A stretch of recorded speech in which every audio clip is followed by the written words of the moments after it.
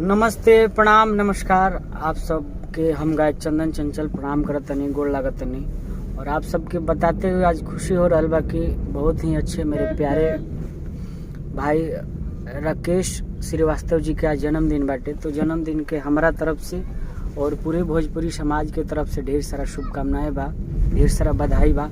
Happy birthday Rakesh Srivastava भैया, love you. नमस्कार, प्रणाम, हर हर महादेव, जय माता दी। दोस्तों, मैं लोक गायक नागेंद्र उजाला आप लोगों को यह बताकर बेहद खुशी महसूस कर रहा हूं कि आज भोजपुरी दुनिया के एक बेहतरीन प्रमोटर जो हर कलाकारों का प्रमोशन दिल खोल कर किया करते हैं, जो एक बहुत ही नेक इंसान है, कला प्रेमी है, जिन्हें हम और आप राकेश श्रीवास्तव जी के नाम से जानते हैं। दोस्तों, आज राकेश श्रीवास्तव जी का जन्मदिन है। मैं माता रानी से, महादेव जी से यह प्रार्थना कर रहा हूँ कि राकेश श्रीवास्तव जी दीर्घायु हों, निरंतर तरक्की के पथ पर बने रहें और हमेशा भोजपुरिया श्रोता समाज की सेवा में लगे रहें। ईश्वर इनके दामन में हमेशा खुशियों की बरसात करते रहें। दोस्तों, आप लोग भी आशीर्वाद दीजिए कि राकेश श्रीवास्तव जी दीर्घायु हों, हमेशा स्वस्थ रहें, व्यस्त रहें, मस्त रहें। एक बार पुनः मेरे तरफ से और उजाला ग्रुप के सभी सदस्यों के तरफ से जन्मदिन की ढेरों सारी शुभकामनाएं। Love you. नमस्कार। नमस्कार, प्रणाम। हम हैं गायक अजीत हलचल। आप तमाम भोजपुरिया समाज के हार्दिक अभिनंदन वंदन करतनी। आज बहुत ही खुशी के बात बा कि हमारे बहुत ही प्रिय भाई राकेश श्रीवास्तव जी का जन्मदिन बा। तो हमारा तरफ से जन्मदिन के बहुत बहुत बधाई। Happy birthday Rakesh ji, love you. जय माता दी, जय भोजपुरिया समाज। हम ही भोजपुरी गायक जेपी तिवारी सबके प्रणाम करतनी, गोड़ लागतनी। बहुत ही अच्छा प्रमोटर हमनी के राकेश श्रीवास्तव जी के जन्मदिन बा। तो हमारा तरफ से, पूरा परिवार की तरफ से बहुत सारा जन्मदिन की ढेर सारा शुभकामनाएं। जियो हजारों साल। जय माता दी, जय भोजपुरिया समाज। नमस्कार, प्रणाम, हर हर महादेव। हम भोजपुरी लोक गायक विक्की बबुआ जे भी देख रहल बनी सब पर गोड़ छू के प्रणाम करतनी। बहुत खुशी के बात बा कि अमनौर निवासी हमारे को भाई राकेश भैया बानी। राकेश भैया के जन्मदिन है आज। तो जन्मदिन के बहुत सारा शुभकामना बा राकेश भैया। महादेव करें आप स्वस्थ रहें, मस्त रहें, व्यस्त रहें। लव यू, हर हर महादेव। जन्मदिन की ढेर सारी शुभकामनाएं बड़े भैया। नमस्कार प्रणाम हर हर महादेव। मैं हूँ आप सबों का भाई, आप सबों का चहेता भोजपुरी सिंगर विनोद बेदर्दी। और आज बड़ी खुशी का दिन है कि मेरे बहुत ही अच्छे मित्र राकेश श्रीवास्तव जी का जन्मदिन है। तो जन्मदिन की ढेर सारी शुभकामनाएं। राकेश भाई, आप ऐसे ही मस्त रहें, स्वस्थ रहें, व्यस्त रहें। भगवान आपको हर हमेशा खुश रखें, तरक्की करें।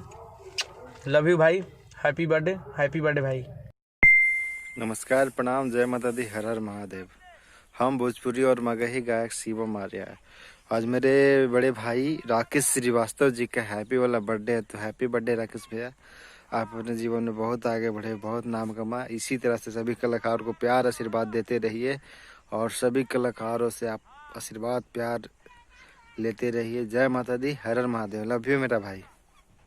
नमस्ते, प्रणाम। हम आप सबके छोट भाई कृष्णा यादव, जिला छपरा, सारण, बिहार से। और आज बहुत खुशी की बात है कि मेरे बहुत अच्छे मित्र, मेरे भाई राकेश श्रीवास्तव जी का जन्मदिन है। मेरे तरफ से, मेरे पूरे टीम के तरफ से जन्मदिन का ढेर सारा बधाई, ढेर सारा शुभकामना। भाई, आप जियो हजारों साल, जहाँ भी रहो खुश रहो, मस्त रहो, बुलंद रहो, हंसते रहो, मुस्कुराते रहो और बहुत तरक्की करो। Love you. नमस्कार, प्रणाम, हर हर महादेव। हम भोजपुरी गायक मिनी मनोज आप सबके बतावल चाहतनी कि आज बड़ी ही खुशी के दिन बा। हमार बड़ भैया राकेश श्रीवास्तव जी जो कि प्रमोटर बानी, वहाँ के जन्मदिन बा। तो हमारा तरफ से भैया के हैप्पी बर्थडे बा। वहाँ के सभी लोग के गाना प्रमोट करी ले, हमरो गाना प्रमोट करी ले। तो भैया रोड़ा जी ही हजारों साल ऐसे ही जीवन में आगे बढ़ी, तरक्की करी। हर हर महादेव, हैप्पी बर्थडे। सारण की धरती, छपरा के धरती, महेंद्र मिश्र के धरती से हम बनी ओम प्रकाश समृत समस्त भोजपुरिया भाई लोगन के हृदय से प्रणाम करतनी भैया। और बताओ बहुत खुशी हो रहा बा कि हमरे भोजपुरी इंडस्ट्रीज के बहुत ही नेक दिल इंसान, समाज सेवी संयोजक हमारे बड़े भाई राकेश श्रीवास्तव जी, जो बहुत ही नेक दिल इंसान हैं और समाज से भी कार्य करता है, जिनका जन्मदिन है। मैं माता रानी भोलेनाथ से कामना करता हूँ कि आप ऐसे ही निरंतर अपने कार्य क्षेत्र में बने रहिए, मस्त रहिए, व्यस्त रहिए। जन्मदिन की बहुत बहुत शुभकामनाएं और ढेर सारी बधाई राकेश श्रीवास्तव जी। जय हो। नमस्कार, प्रणाम, का हाल बार सभी के। हमरो सभी के छोट भाई शैलेश सिंह संगम यहाँ से सभी के गोर छुके गोर लागत तनी। बड़ा खुशी के बात बा कि हमारा दिल के टुकड़ा, मित्र, दोस्त, अजीज राकेश श्रीवास्तव जी के आज जन्मदिन बा। भाई हमारा तरफ से रवा जन्मदिन के ढेर सारा शुभकामनाएं। रवा आगे बढ़ी, तरक्की करी, एक पर एक एल्बम के प्रमोटर करी, बानी रवा प्रमोट करी। सब कलाकार के जगह रवा हेल्प करी ले, सब कलाकार के हेल्प करी। खुश रही, मुस्कुरात रही। जय हो। नमस्कार, प्रणाम। मैं गायक नवनीत सिंह और आज बहुत खुशी की बात है कि हमारे बहुत अच्छे मित्र राकेश श्रीवास्तव जी का आज बर्थडे है। जन्मदिन की बहुत बहुत शुभकामनाएं राकेश जी। आप ऐसे ही खूब आगे बढ़िए। हमारी शुभकामनाएं, हमारी दुआ, हमारा सपोर्ट हमेशा आपके साथ है। Love you brother. Happy birthday.